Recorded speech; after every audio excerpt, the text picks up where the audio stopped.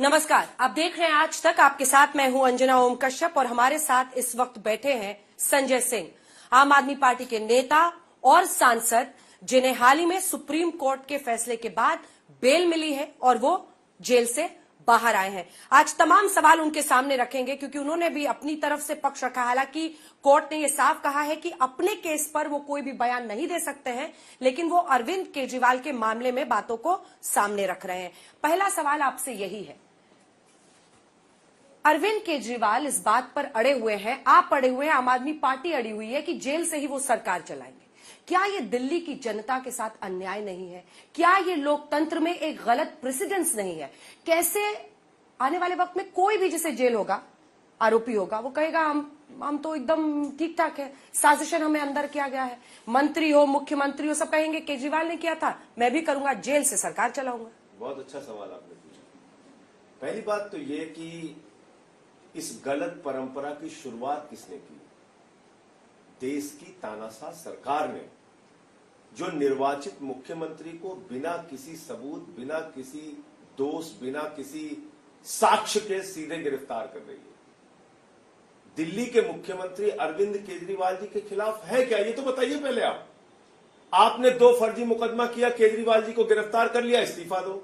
2 फर्जी मुकदमा किया, भगवंत मान को गिरफ्तार कर लिया, इस्तीफा दो। ममता बनर्जी पे 2 फर्जी मुकदमा किया, गिरफ्तार कर लो, इस्तीफा दो। सिद्धारमैया को गिरफ्तार करो, इस्तीफा दो। रेवंत रेड्डी को गिरफ्तार करो, इस्तीफा दो।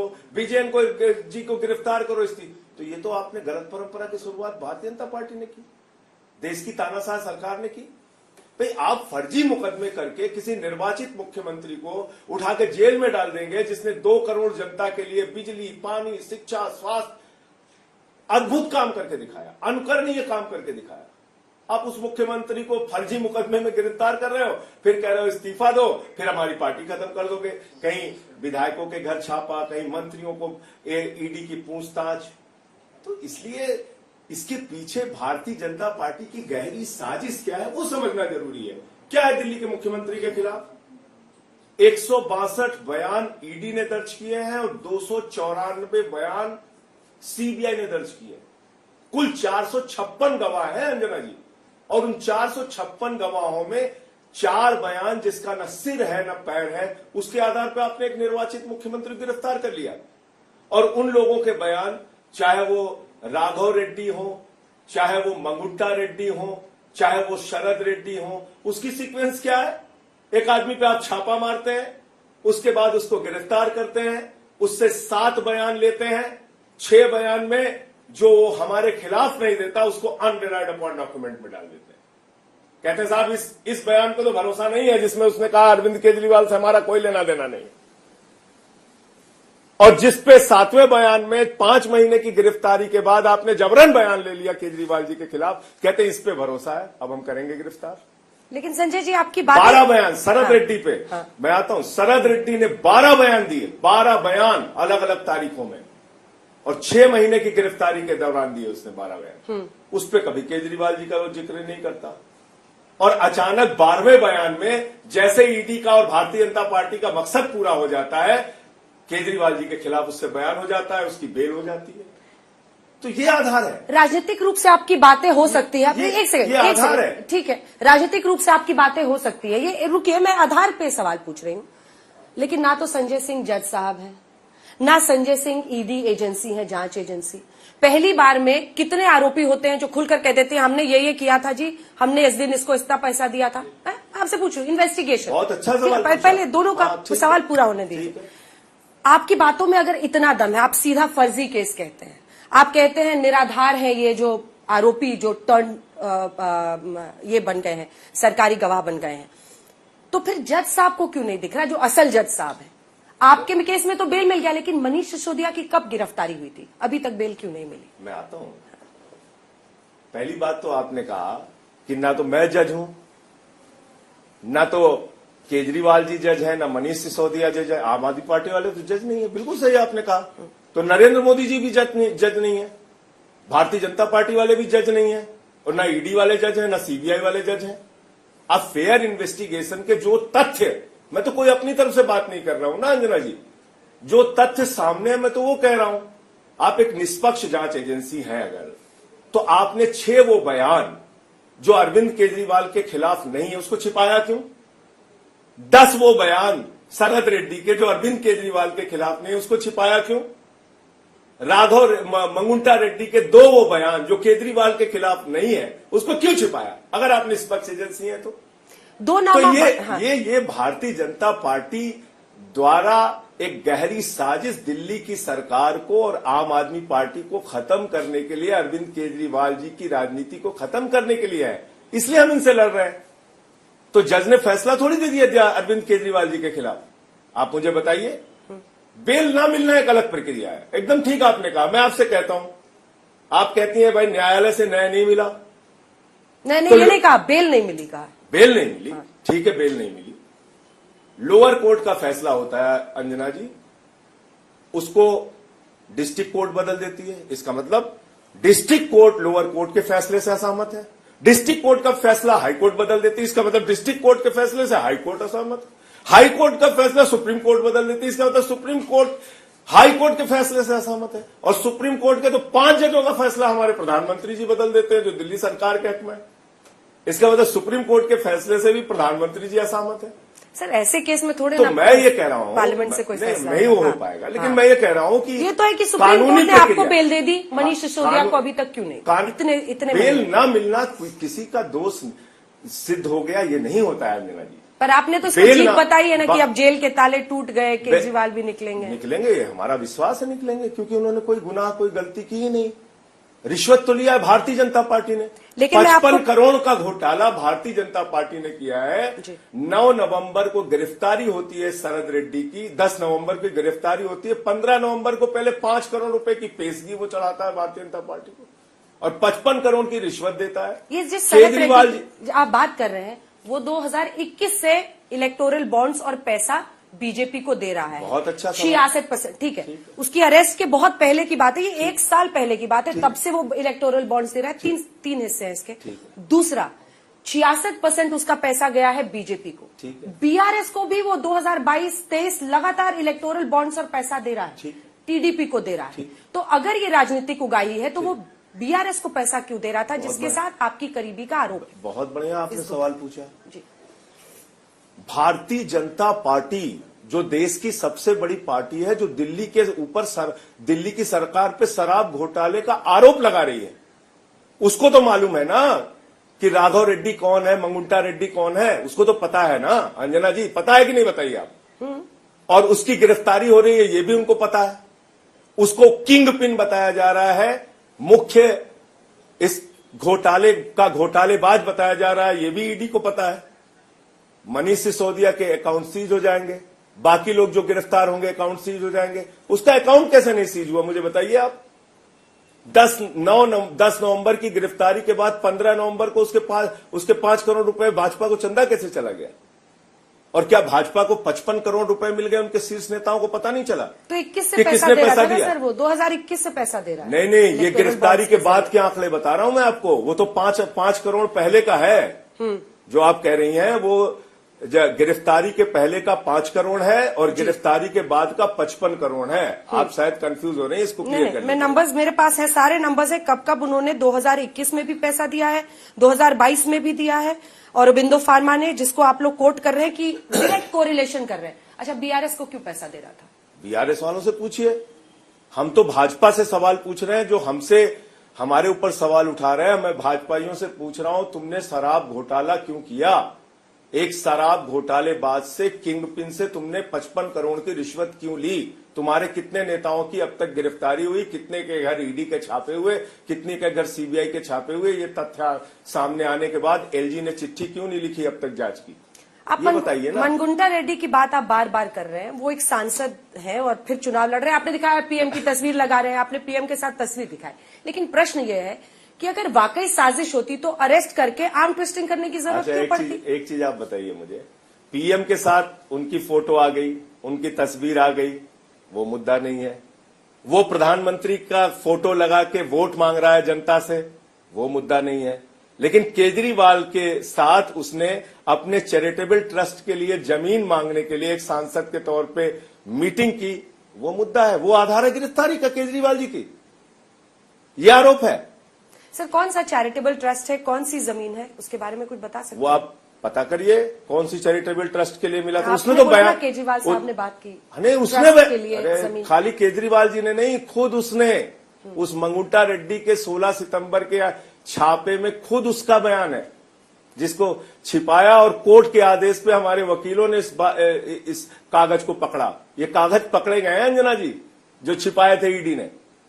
पुराने बयान छिपाने का, और वो एक आधार आपका भी रहा। हालांकि आपके केस के बारे में बात नहीं करेंगे, लेकिन देखिए एक सवाल है कि मनगुंटा रेड्डी, कोई भी जो केस जांच के का एक तरीका होता है ना सर, पहली बार में थोड़ी आरोपी बता देता है फला फला ये वो हमने ये किया। चैरिटेबल ट्रस्ट में आपसे बोल रही हूँ, चैरिटेबल ट्रस्ट की उसने बात की, धीरे धीरे शायद वो खुला और फिर उसने तमाम फैक्ट्स किए। ये एक दलील उनके पक्ष में जा सकती है। दूसरी, ऐसे ईडी के किसी भी इन्वेस्टिगेशन में आरोपी को ही सरकार की तरफ से अगर वो चाहे तो वो सरकारी गवाह बन सकता है ना।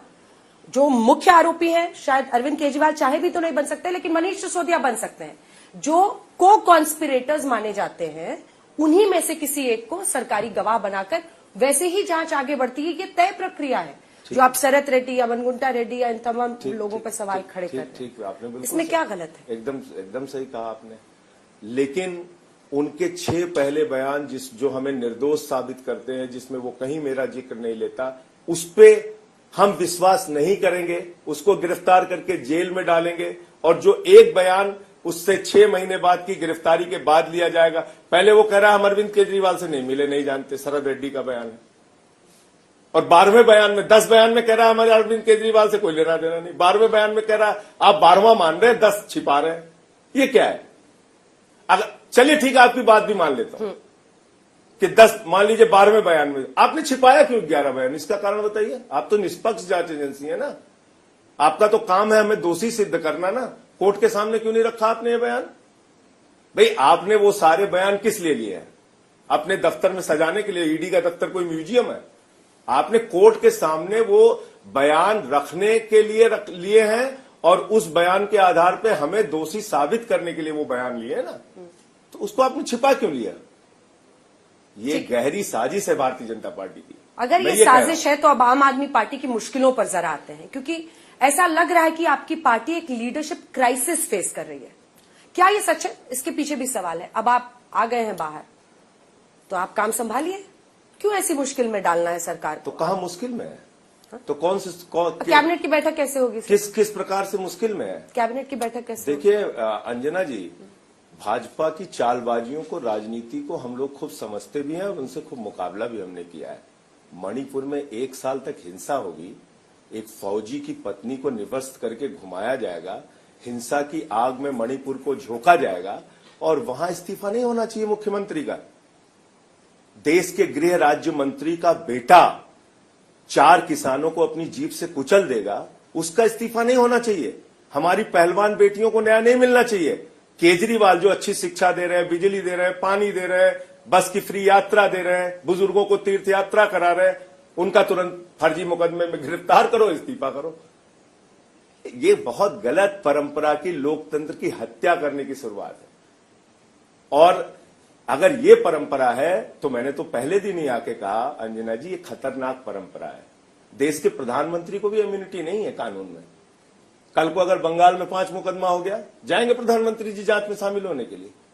कल को केरल में 3 मुकदमा अमित शाह जी के खिलाफ हो गया, वो जाएंगे जांच में शामिल होने के लिए। तो इसलिए कानून की नजर में अगर बराबर की बात, राष्ट्रपति और राज्यपाल को ही खाली इम्यूनिटी है, प्रधानमंत्री जी को भी इम्यूनिटी नहीं है, तो गलत परंपरा शुरू हो जाएगी। उनको किसी प्रकार की छूट नहीं है। तो आप ऐसे निर्वाचित मुख्यमंत्रियों को बिना किसी सबूत, बिना किसी आधार पे, किसी के 456 गवाहों में 4 बयानों पर दबाव बना के लेके उसका कोई, अच्छा ठीक है, आप घोटाले में कोई रिकवरी नहीं, लेकिन तीनों का नाम, कोई प्रॉपर्टी का अटैचमेंट नहीं, कुछ नहीं। देखिए मैं बार बार पॉलिटिकल सवाल पे आ रही हूं, आप वहां जा रहे हैं, तो मुझे एक काउंटर इस पे बहुत बड़ा है। बोलिए। चाहे वो तीनों ही, मतलब चाहे वो मनगुंटा रेड्डी हो, राघव रेड्डी जिनकी आप उनके बेटे की बात कर रहे हैं, चाहे वो श्रीनिवासलू रेड्डी हो, चाहे वो शरत रेड्डी हो, राघव मनगुंटा जिनकी आपने बात की है, इन सब का जो बयान है वो judicial magistrate under section 164 of CrPC में ये ताकि ये रजिस्टर किया गया है, जो ये साफ अपने आप में बताता है कि वो अपने फ्री विल से मजिस्ट्रेट के सामने ये बयान दे रहे हैं, फिर ये क्या वैलिड नहीं है? देखिए अंजना जी 6 महीने हो गया जेल में, और उसके बारे में जरा बताइएगा। खूब कानून जान लिया मैंने, खूब समझ लिया, पीएमएलए, दिल्ली के जेल के नियम सब पढ़ लिया, जान लिया। और इसी सेक्शन 45 में आपको बेल मिली ना सर? उसी पीएमएलए में ऐसे, उसी पीएमएलए में ऐसे कानूनी प्रावधान है जिससे बेल मिलना मुश्किल होता है। मैंने आपको, लेकिन आपको मिला ना सर सेक्शन 45 में? तो इन लोगों को भी मिल जाएगा, थोड़ा इंतजार कर लीजिए। मैं पढ़ के सुनाऊं आपको कोर्ट ने क्या कहा है ना? कोर्ट ने क्या कहा है मैं आपको पढ़ के सुनाती हूँ। एक सेकंड सर, एक सेकंड। कोर्ट ने साफ कहा है, we clarify that the concession given in the court today, यानी आज जो हम छूट दे रहे हैं बेल देकर, would not be treated as precedent, यानी ये आधार नहीं बनेगा बाकी लोगों की बेल के लिए। अच्छा, ये कहा है ना? ठीक है, मैं अपने केस के बारे में बात नहीं करूंगा, नहीं कर सकते। लेकिन लोअर कोर्ट और हाई कोर्ट ने मेरे बारे में क्या कहा था, पहले क्या कहा था, जिसको आपने चलाया भी होगा, क्या क्या नहीं कहा था, मैं नहीं बोलूंगा क्योंकि मुझे अपना अधिकार नहीं है बोलने का। अभी उस पर नहीं चर्चा करें तो करें। सुप्रीम कोर्ट ने जाके आपको राहत दी ना, तो ये लोग भी तो बहुत पहुंचे ना। तो इसलिए मैं कह रहा हूँ वो न्यायिक प्रक्रिया, ये चारों बयान इंतजार कर लीजिए ना। सेक्शन 164 ऑफ सीआरपी एक भी नहीं टिकेगा, एक भी नहीं टिकेगा, क्योंकि वो सबूतों के साथ उसका मेल कराना होता है ना। बयान 164 का आपने दिया, जज के सामने दिया, लेकिन जज के सामने दिए गए बयान को भी सबूतों के आधार पे उसका मेल कराना जरूरी होता है। सबूतों के आधार पे मेल कहां हुआ, मेल हुआ क्या, ट्रायल हुआ क्या? ये इन्वेस्टिगेटिंग एजेंसी और कोर्ट को करने देते हैं, वापस आते हैं देश की सशक्त जांच एजेंसी। मेरा सबसे बड़ा सवाल ये है, आपको लगता है 2 साल हो गए और आपने 1 रुपए मनीष सिसोदिया के यहां बरामद नहीं किए, 1 रुपए आपने अरविंद केजरीवाल के यहां बरामद नहीं किए, एक कोई प्रॉपर्टी अटैच नहीं हुई, कहीं कोई उनका कोई इतना बड़ा आपको आडंबर और वो देखने को नहीं मिला कि करोड़ों रुपए यहां जमा किए हो, ये गड्डियां मिल रही हो, और संजय सिंह के यहां कुछ नहीं मिले और गिरफ्तारी सबकी होती जा रही है। तो सबूतों के साथ मेल कहां कर रहे हैं बयान? भाई आपने बिल्कुल ठीक कहा, क्योंकि आपने कहा था मैं एजेंसी का इस पर पक्ष रख दूं आपके सामने। आपने बिल्कुल सही कहा। एजेंसी का पक्ष क्या है? 164 में दिया गया बयान मजिस्ट्रेट के सामने का बयान होता है। हाँ, माना जाता है फ्री विल में स्वतः दे रहे। ठीक है, हाँ। लेकिन एक बात और जान लीजिए आप, सेक्शन 50 का जो बयान होता है वो भी उतना ही महत्वपूर्ण है। जब सेक्शन 50 का बयान मुझसे लिया गया अंजना जी, तो मैं अपना फिर नहीं बोलता हूं, चलिए, जिससे भी सेक्शन 50 का बयान लिया जाता है उसको ये बताया जाता है ईडी के द्वारा, जिससे भी लिया जाता है, और आप चाहे ईडी के अधिकारियों से कंफर्म कर लीजिएगा अगर मैं कुछ गलत कह रहा हूं तो, उसको ये बताया जाता है कि देखो अगर तुमने सेक्शन 50 में कोई गलत बयान दिया तो ये प्रावधान है कि तुम्हें उसके खिलाफ कार्रवाई होगी। ये प्रावधान है सेक्शन 50 का। आप ईडी के अधिकारियों से भी कंफर्म कर लीजिएगा और किसी वकील से भी कंफर्म कर लीजिएगा। तो 7 बयान जो मंगुट्टा रेड्डी के आते हैं ईडी के सामने, उसमें से 6 बयान पे सेक्शन 50 की कार्रवाई क्यों नहीं हुई? उसके 6 बयान को गलत मान के उसके खिलाफ कार्रवाई क्यों नहीं हुई? पहले तुमने केजरीवाल के बारे में क्यों नहीं बताया? ये सब बता रहे हैं ना आप लोग, अब देखते हैं कोर्ट क्या करता है। ठीक है, इसीलिए मैं कह रहा हूं, समीर महेंद्र प्रतीक्षा कीजिए, किसी सबूत से कोई बयान मेल नहीं खाएगा। ये घोटाला भारतीय जनता पार्टी ने किया। 55 करोड़ की मनी ट्रेल मिल चुकी है। अब तक एलजी साहब ने भाजपाइयों के खिलाफ जांच क्यों नहीं शुरू कराई? मुझे इस पे आश्चर्य है। इसके जो डिटेल्स है लीगल, उस पर 2 सवाल और मेरा है, उसके बाद हम लोग जरा पॉलिटिक्स पर जाएंगे सीधा। समीर महेंद्र को अरविंद केजरीवाल का ये कहना, जो समीर महेंद्र ने बताया है कि विजय नायर इज माय बॉय, ये एक महत्वपूर्ण कड़ी मानी जा रही है। और संजय जी, ये बात भी एक सच्चाई है, पता नहीं आप कैमरे पे इसको स्वीकारें ना स्वीकारें, विजय नायर की जो घुसपैठ आम आदमी पार्टी में हो चुकी थी, उससे आप जैसे नेता भी चिंतित थे, जितना मुझे पता है। विजय नायर, उसकी भूमिका क्या थी? वो कैसे एक व्यक्ति ऐसा जो कि पॉलिटिकल नहीं था, वो he was calling the shots. एक वक्त पर आतिशी जी का उसने पूरा इलेक्शन कैंपेन संभाला, वहां से अरविंद केजरीवाल के वो इतना करीबी हो गया। एक विजय नायर आम आदमी पार्टी में सबसे महत्वपूर्ण फैसले करने वाला व्यक्ति हो गया था, जिस पर आपने भी चिंता जाहिर की थी। देखिए, ऐसा है विजय नायर कम्युनिकेशन का इंचार्ज था, उससे संबंधित जो भी काम पार्टी ने उसको दिए थे उसको वो कर रहा था। आप किसी के बयान को उठाकर एक झूठा आधार तैयार करें, इससे क्या साबित होता है? मैंने बताया सिर्फ 4 बयान जिसमें अरविंद केजरीवाल जी का जिक्र है। राघव रेड्डी, मंगुंटा रेड्डी, शरद रेड्डी श्री अरविंद। बयान कुल दोनों एजेंसियों के सामने कितने हुए? 456 गवाहों के बयान, और इन 4 बयानों को भी जबरन जेल में रखकर 6 महीने जेल में रखने के बाद लिए गए। और इसके पहले भी इन्हीं लोगों ने, एक ने बाप बेटे ने मिला के 10 बयान दिए और दूसरे ने 12 बयान दिए, और 11 बयान दूसरे शरद रेड्डी के छिपाए गए, और 8 बयान बाप बेटे के उधर छिपाए गए। जो ये मनगुंटा रेड्डी वाला एंगल है, उसी में आखिरी सवाल ये जो लीगल अच्छा, वो प्रधानमंत्री की फोटो लगा के वोट मांग रहा है। भाई ऐसे आदमी को क्यों आप अलाउ कर रहे हैं कि वो आपकी फोटो? अब तो क्लियर है ना अंजना जी, आज की तारीख में तो क्लियर है ना कि वो शराब का आपने लिखा ना किंग पिन, हमने तो नहीं लिखा, ईडी ने लिखा ना कि शरद रेड्डी किंग पिन है। इसमें आरोप यह है कि के कविता के जरिए जो विजय नायर कोऑर्डिनेट कर रहा था, सुनिए तो जो उनका ईडी का पक्ष है वो सुनिए, तभी तो जवाब दे पाएंगे आप। के कविता के जरिए मनगुंटा रेड्डी को अप्रोच किया गया कि इतने पैसे देने हैं, 100 करोड़ का 50 करोड़ देना था, और उसके बाद हवाला के जरिए ये तय हुआ कि 25 करोड़ दिए जाएंगे। सुनिए तो फिर गोवा में जो आपके उम्मीदवार है उनका बयान है, उनका बयान है गोवा के उम्मीदवार का कि मुझे पैसा यहां पर चुनाव में, ये इंपॉर्टेंट है कि चुनाव में मुझे पैसा यहां पर कैश में दिया गया ताकि उसका इस्तेमाल किया जा सके, और वही लिंक ईडी बना रही है कि वो पैसे हवाला के जरिए खर्च कर दिए गए हैं। ये उनका कहना है मनी ट्रेल पर, इसीलिए बरामदगी नहीं हो पा रही। इसका आपका सवाल पूरा हो गया आपका? जी। और जो आप कह रही हैं सुनिए तो, मैं तो सुनता हूं आप लोगों को, और जेल में आज तक आता था, आपको बता दूं।